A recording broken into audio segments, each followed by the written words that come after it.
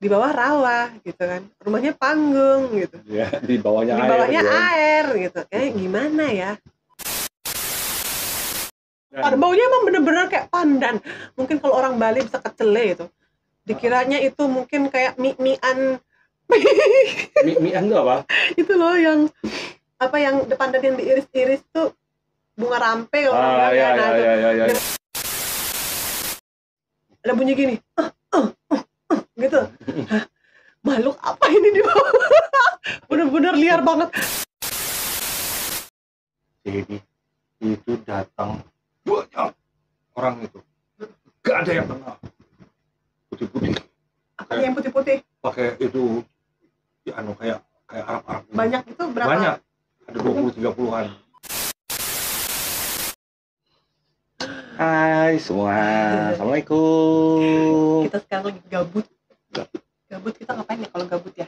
Gabut ya kita. Gabut tuh biasanya kita suka ngobrol-ngobrol yang gak jelas. Ngobrol yang gak jelas. Jadi sekarang kamu harus gesturmu agak disantain dikit. Nah, gitu ya, betul. Agak kelihatan tolil ya. Jadi gini, kita kali ini kalau saya rasa sesi santai. Nah ini saya rasa temanya itu tentang, ini buat yang teman-teman yang nggak tahu bahwa istri saya ini istrinya orang Bali. Om Swastiastu.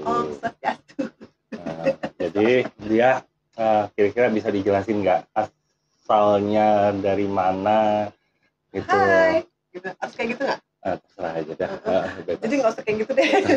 Oke, ini gimana gitu. Jadi aku asli Bali, tepatnya tuh di Tejapula Les, utara banget di Bali tuh ya, kalau ngeliat di Google Map mungkin. Ya, daerah utara. Dulu aku Hindu dan sekarang aku mualaf. Alhamdulillah. Jadi waktu itu kita nikah tahun 2004, dan di situ aku langsung pindah ke Banjarmasin. Dan dia, kenapa aku bisa ketemu dia di Bali, karena apa Bapak? Saya dulu IO reklame dan dia model. Jangan bilang itulah, aku selalu menyesal.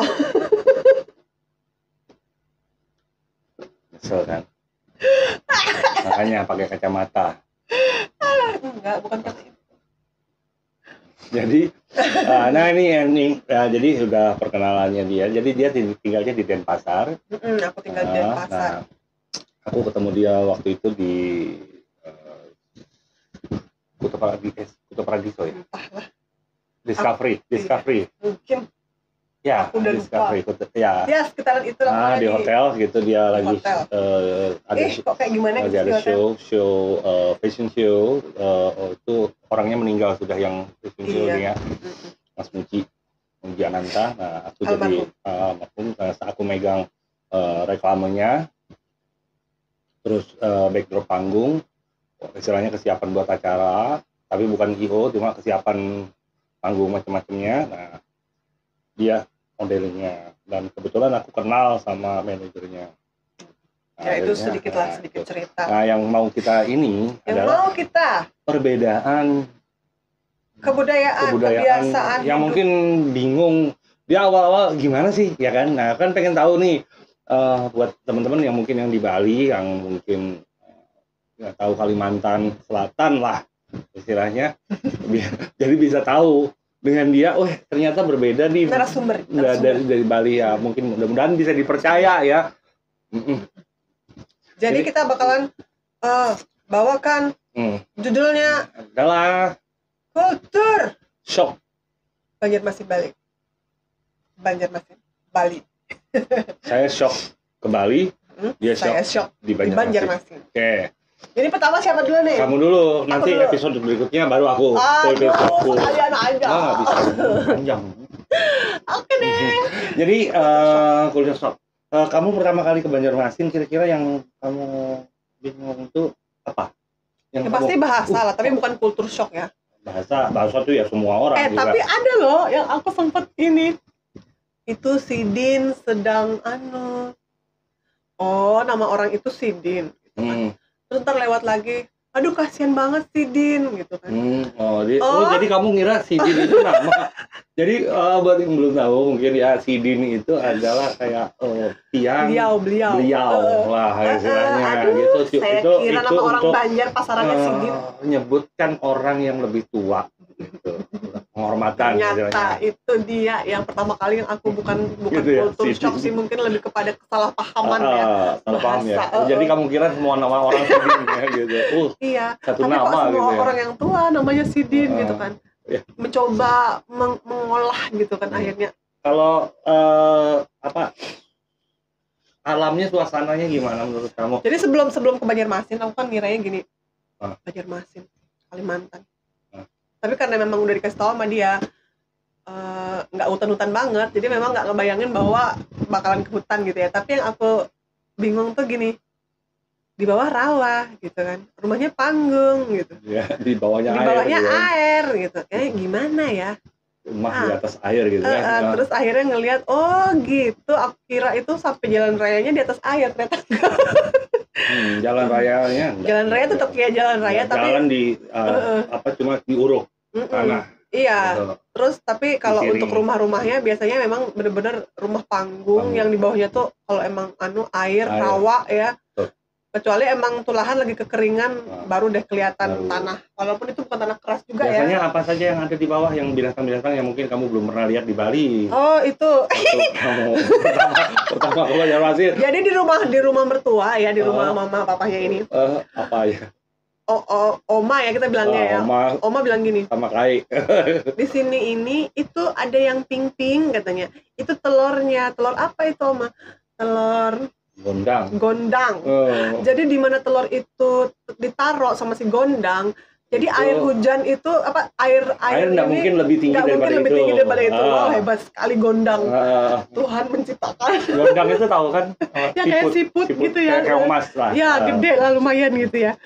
Itu pengetahuan yang menurut aku terus, sangat ya. Terus ini Oma bilang kalau misalnya malam-malam kamu dengar duk di bawah rumah dan gitu. Dan goyang keras, akhirnya dan keras banget goyang. Dan rumah kayak bergetar gitu. Itu bidawang katanya. Kan lagunya tuh dikit bidawang. Nah, yang itu mana batisku apa coba itu bidawang itu? Tapi sampai sekarang aku belum pernah lihat. Bidawang itu aku masih bingung juga untuk apa. Kalau bulus bukan.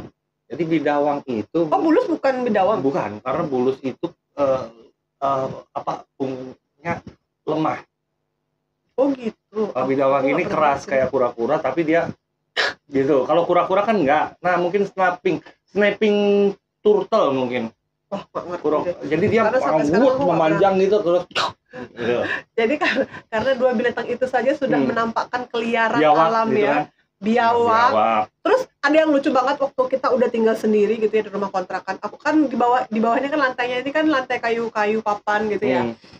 Otomatis ya bolong-bolong lah gitu ya. Ya papannya kan udah terus pas lagi tiduran gitu ya, ada bunyi gini gitu.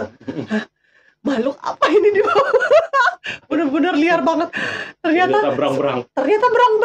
Wow, nggak cuma di sirkus, berang-berangnya ada di bawah rumahku sendiri. Dan kayaknya dia lagi nyari ikan terus dia nyebrang gitu kan. Habis dari bawah rumah keluar, nyebrang jalan masuk lagi ke rumah orang yang di bawahnya itu. Pernah kan kita ngeliat tuh yang biawak besar kayak buaya. Iya, itu ditangkap orang tapi. Wow, yang itu kita yang terus ada juga kaget. Wow. Gitu. Terus yang lucunya nih ya, saking kita bukan orang hutan gitu ya. Anak kita, mama, lucu buaya, anak buaya lewat. Anak buaya bukan anak buaya, anak biawak. Ini bukan komodo kayak, tapi gede. Apa ya kalau orang Bali bilang tuh mungkin alus. Karena di daerah rawa-rawa yang mungkin di daerah perumahan itu buaya mungkin nggak ada. Mungkin di sungai yang gede ada itu gitu yang di sungai-sungai daerah dekat-dekat sungai. Jadi yang lebih populer di sini biawak. Terus ular sawah, kobra itulah. Wah sebegitu naturnya lah, walaupun komplek udah banyak. Nyamuk, yang jelas nyamuk. Nyamuknya siang malam standby. Dia tag team, dia sip-sipan. Jadi kalau siang itu kebanyakan nyamuk yang warna putih yang gede-gede gitu ya. Kalau yang malam ya nyamuk. Itu ada nanti kalau misalnya daerah negara itu malah lebih ngeri lagi. Jadi kita pasti pakai baju aja ditembus sama dia. Untuk aku nggak pernah di negara lah. Jadi susah. Jadi abis itu ini masih binatang-binatang ya. Terus di warungnya mertua nih. Wangi. Apa ya itu? Itu pipisnya musang. Musang pandan. Hah? Pipis kok berkelas gitu Ya, kan? musang pandan. Baunya emang bener-bener kayak pandan. Mungkin kalau orang Bali bisa kecele itu. Dikiranya itu mungkin kayak mie-mian. Mie-mian itu apa? Itu loh yang pandan yang diiris-iris tuh bunga rampe kalau ya. Dengan kadang-kadang kan dikasihin kayak harum-haruman. Ya. Nah kayak gitu baunya. Wah tuh. Entah itu pelecehan nggak ngerti, tapi musang pandan itu nyata ada dan pipisnya enak baunya. Kalau makanannya? Kalau makanannya, nah untuk makanan sih. Berasnya dulu. Dia ini beras Banjar sama beras Jawa tuh beda. Beda banget. Dan pertama kali aku ke Banjarmasin, aku dikasih sarapan itu kan kita malam ya waktu itu sampainya ya. Besok paginya kita dikasih nasi kuning. Kalau misalnya di Bali gitu kan nasi kuningnya berasnya pulen gitu ya, terus lauknya macam-macam gitu ya, tempe, mie, telur, serundeng. Ayam, serundeng, sambal gitu ya standarnya nasi kuning ya. Dan di Banjarmasin mau ikan apa, telur apa, ayam apa, haruan, lauk tuh ikan. Iya. Jadi ikan apa? Telur doang. Nasi, telur sama sambal. Udah. Itu. Dan yang terbiasa dengan rasa nasi kuning macam-macam nasi kuning itu jadi kayak makannya ini terus sama sahabang ya kata orang sini ya. Terus itu berasnya tuh perak kecil-kecil. Berasnya unus atau siam atau karangduku, tapi biasanya beras Banjar itu kurus-kurus ya. Terus dia tahan air, makanya jadi dia perak. Walaupun memang orang Banjar banyak nggak terlalu suka dengan beras Jawa. Itu karena yang punel kayaknya aku tahu kenapa setelah beberapa tahun di sini lebih gampang lap. Kalau misalnya beras Jawa. Kalau beras Banjar itu biar kecil-kecil. Terus karena makanan di sini mayoritas banyak ada sayur-sayuran berair gitu ya. Iya, jadi cocoknya memang perak-perak. Memang sama yang perak-perak. Biar nggak nyebeber banget ya. Itu jadi kayak lontong nanti. Iya, jadi bubur malah kalau kena kuahnya gitu. Ya, tapi jadi, itu makanan itu tuh nasi kuning yang pertama kali aku makan. Nasi kuning ya pertama dimakan. Sambal merah doang. Sambal merahnya udah gitu ya, unik lagi. Bukan kayak balado gitu dah. Tapi nggak pedas. Rasanya nggak pedas, tapi rasanya kayak ada sesuatu gitu. Apa kayak bunga lawangnya gitu. Nanti kita review makanannya. Nah, itu yang pertama tuh berasnya tuh nasi kuning. Itu aku kasih tahu tuh. Aku ngunyahnya itu lebih dari 30 doang. Aku nyari, aku telan-telan. Soalnya nggak kebiasaan nih kerongkongan dilewatin sama nasi perak gitu ya. Aku enak gitu kan. Berusaha mencari kenikmatan di balik peraknya nasi gitu kan. Tapi lama-kelamaan ternyata aku terbiasa dan aku lebih suka beras Banjar. Walaupun sekarang lagi pakai beras Jawa, tapi aku tetap suka beras Banjar. Cuma beras Jawa di Banjar-Banjarin. Iya, dikurangin airnya biar perak. Itu karena ini karena habis kebanjiran ini beras jadi agak nggak beres. Jadi nggak berani lah ambil resiko. Ada yang kerendam kayaknya juga. Terus apa lagi? Ini loh, aku sebenarnya maaf banget nih lah. Ini loh di Bali tuh ya, kalau orang-orangnya nge-mall tuh santai gitu ya. Nah ya, kalau orang Banjar kan kaos oblong, celana pendek, sandal jepit, kelar. Kalau di Bali kan kebiasaan kayak gitu kan. Apalagi bule kan mau pakai bikini. Iya. Jadi giliran Banjarmasin. Kayak mau kondangan. Tuh. Kayak kondangan ke mallnya. Heel gitu kan. Wah, rapi lah pokoknya ya. Bali wah. Apa daya aku kan akhirnya. Di mallnya juga ditulisin nggak boleh pakai sandal jepit. Iya, bakalan diusir. Wah, kataku nih. Gila, modalnya banyak banget nih ke mall. Padahal cuma lihat-lihat aja. Iya, itu yang Terus ini nikahan gimana? Nikahan orang Banjar. Jadi aku bawa dia ke nikahan. Aku tuh sebenarnya di Bali juga jarang sih menghadiri nikahan karena memang. Ya paling kita tahu kan. Tapi aku tahu karena dari prosesi nikahan Bali. Prosesi Bali kan tamu nih ya, khususnya untuk tamu yang datang terus ngikutin lah paling enggak. Dari pagi tuh? Ya, dari jam berapa gitu bisa ya? jadi, tapi kadang-kadang kalau yang kerja juga nggak terlalu lama juga, tapi at least dia ngikutin atau nggak ada bercengkrama, abis itu ngikutin dia entah sembahyangnya, entah apanya kayak gitu ya. Terus bawa apa kayak apa sih, kado kayak gitulah jenisnya, yang mungkin berupa beras, kopi apa kayak gitu. Nah kalau di sini tuh, gimana ya, menyenangkan. Datang makan. Perkara lu mau ketemu sama pengantin atau kagak, serah aja, nggak apa-apa, sah lu nggak berdosa. Kalau tapi biasanya di muka di bagian muka itu ada keluarga dari jadi pengantin, paling jadi kita ada saksi. Oh di sini datang nih gitu ya. Pengantin biasanya di dalam rumah, jadi dan kadang-kadang banyak orang biasanya yang mungkin yang keluarga dekat gitu, terus mungkin yang mengasih hadiah yang besar apa. Tapi kalau yang biasa teman-teman ya kadang-kadang ada juga kita masuk juga, tapi nggak selalu juga gitu. Jadi paling cuma sisi ini jadi ya, terus makan. Ini enaknya tuh ya kalau sistemnya cuma datang makan, amplop. Jadi datang salaman kan? Salaman sama yang sama keluarganya. Makan dulu, makan. Suruh langsung makan, nggak ada. Itu ketemu sama mempelainya langsung makan. Jadi itu kadang-kadang kita bikinin joke kalau misalnya kita lagi pergi kemana gitu hari Minggu ada pengantinan, makan dulu yuk. Tapi ada yang memang kayak gitu. Dan temanku pernah kejadian gitu. Jadi ada kawinan tuh, kawinan teman kita. Nah, terus kita sudah duluan nih berangkat. Jadi kebetulan gedungnya berdekatan sama pengantin lain gitu ya. Jadi ada 2 gedung. Satu halaman sekitar, gitu ya. Bukan satu halaman, sekitar mungkin 200-300 meteran. Oh jauh ya. Nah, terus kita nih sudah di gedung itu, teman kita nih nggak datang gitu kan. Kita telepon dia, kamu di mana? Nih aku sudah lagi makan. Sama rombonganmu, ceritanya kamu mau kondangan sama teman-teman rombongan. Kamu di mana? Dia, aku lagi makan nih. Makan di mana? Nggak ada dia. Ya aku nyari di mana sih duduknya? Nggak ada. Salah, ini undangan siapa? Beda. Jadi di situ juga banyak mayoritas tidak ada menanyakan mana undangannya keluarga, kenalan siapa, dan sialnya kalau misalnya di depan gedung tuh nggak ada foto ya, siapa mempelainya gitu. Tapi sekarang sudah mulai ada foto. Dulu kan cuma nama. Ada nama doang. Apalagi nama panggilan gitu kan kita. Wah, kadang-kadang nggak tahu nama temen nih lengkapnya siapa gitu. Iya, biasanya kita bilang konco gitu ya. Terus tiba-tiba namanya Marliani. Jadi dia sempat muakan Facebook. Jadi yang salah siapa? Tidak ada yang salah. Yang salah masuk. Siapa yang salah masuk? Kamu apa temenmu? Temenku, aku nyusul. Jadi sempat makan di situ. Jadi kita sama pengantin, karena pengantinnya teman dekat, jadi nunggu dan ketawa akhirnya kita. Wah, salah mau ke kondangan orang. Tapi itu nggak apa-apa ya. Gimana ya mereka ya perasaannya? Sama dia sempat salaman dan pengantinnya saling pandang-pandangan nih sama siapa gitu kan. Jadi gelo lah. Aduh. Jadi buat teman-teman kalau di Banjarmasin itu nikahannya, kecuali yang di gedung-gedung mewah, di hotel baru kadang-kadang memang limited.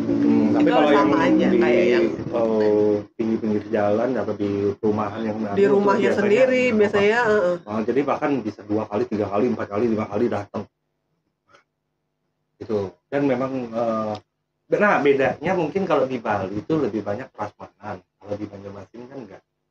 Prasmanan biasanya sudah iya, walaupun mungkin jenisnya banyak. Kelihatannya dari jauh prasmanan, ternyata tapi kita sudah dipiringin. Jadi ada soto, ada nasi kuning. Udah diapain sih namanya itu ya? Gado-gado sudah diporsiin. Ya, udah diporsiin. Jadi kamu boleh makan berapa kali, tapi bukan ngambil gitu. Kalau di Jawa kan mayoritas kita ngambil nasi ikannya mau 5, 6, 7. Kalau di sini udah porsi-porsian. Bakso, sate udah ada porsinya sendiri. Tapi kalau memang muka batu tambah aja terus. Nah biasanya di sini kalau nikahan tuh sediakan makanan itu sekitar kurang lebih 3 kali lipat daripada undangan Anda. Karena kalau undangan Anda 400 berarti sediakan 1.200-an. Karena dia biasanya bawa konco, tip, dan juga biasanya yang orang-orang yang nggak dikenal juga datang gitu kan ya. Kayak kita pernah ngejok ya, ayo kita makan pagi di sana. Ternyata ada ya. Ini misterinya pernah di tempat adikku ya, waktu apa nikahan adikku si Hedi itu datang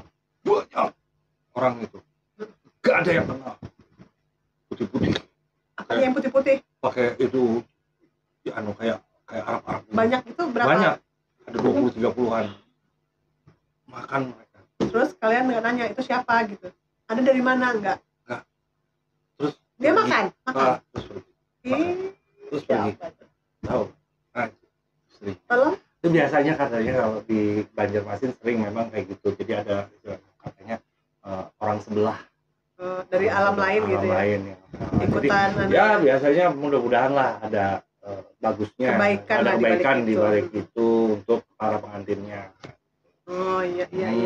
Karena istilahnya mereka senang gitu kan. Ya dijamu. Merinding. Jadi habis kira-kira ya mungkin ya kultur shocknya ya itu ya. Itu aja sih kayaknya. Selebihnya mungkin kalau bahasa terus. Kalau bahasa mah air gimana? Air. Hah? Air apaan? Air. Enggak. Ya berbeda-beda tapi tetap satu juga. Aroma suhunya, aroma udaranya. Nah beda lah kalau aroma mah kalau di Bali aroma pantai, kalau di sini aroma rawa. Emang agak beda lah. Biasanya orang yang suka mondar-mandir kota gitu pasti udah ciuman lah beda. Kalau kayak aku tahu, kalau aku ini masuk area Bali udah beda baunya. Bau apa? Bau dupa. Kirain bau dupa, terus bau kayak asin. Iya, air laut asin, kayak rumput laut gitu loh. Kayak amis-amis gitu. Iya, betul. Kayak di kedonganan gitu ya. Iya. Yang di Bali kalau denger kedonganan dia ketawa. Nah, itu.